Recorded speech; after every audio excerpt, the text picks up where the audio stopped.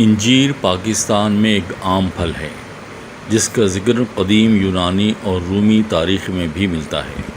انجیر کو خشک یا تازہ کسی بھی شکل میں کھایا جاتا ہے۔ بہت فائدہ مند اجزاء سے بھرپور سوغات ہے جو بیماریوں سے بچانے میں مدد دے سکتی ہے۔ بانجھ پن سے تحفظ، یہ مردوں اور خواتین دونوں کو بانجھ پن سے تحفظ دیتی ہے۔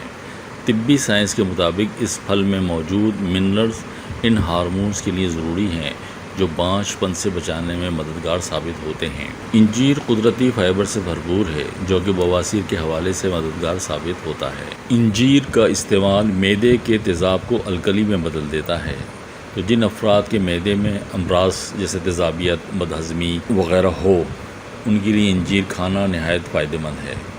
کچھ ہفتوں تک رات کو انجیر پانی میں بھگو کر صبح کھانا ایسے افراد کے لیے بہت مفید ہے۔ انجیر میں غذائی فائبر کی مقدار کافی زیادہ ہوتی ہے جو کہ آنتوں کو متحرک کرنے میں مدد دیتی ہے جس سے قبض کی شکایت دور ہوتی ہے۔ امراض قلب سے تحفظ دینے میں انجیر بہت اہم کردار ادا کرتی ہے۔ انجیر میں موجود فینول اور اومیگا 3 اور اومیگا 6 فیٹی ایسڈ خون کی شریانوں کی صحت مستحکم رکھتے ہیں۔